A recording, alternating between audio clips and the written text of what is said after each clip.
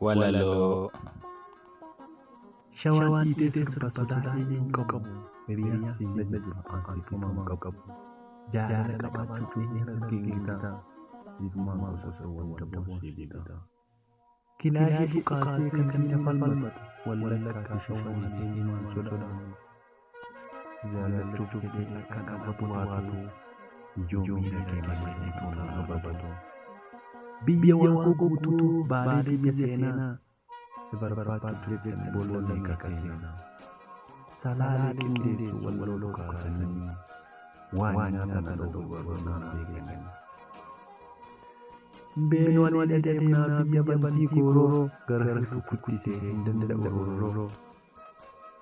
otuun si barbaadu naannoo oromiyaa keessa koos awwee kaadhaan kiyyaa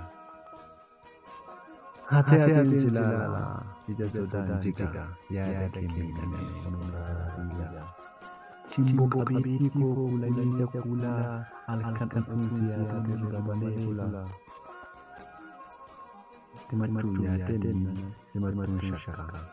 guyyaa tokko yaada inni bakka dhibeen koo baay'ee dhala akka malee amma nan dadhabe jitiin narra caala.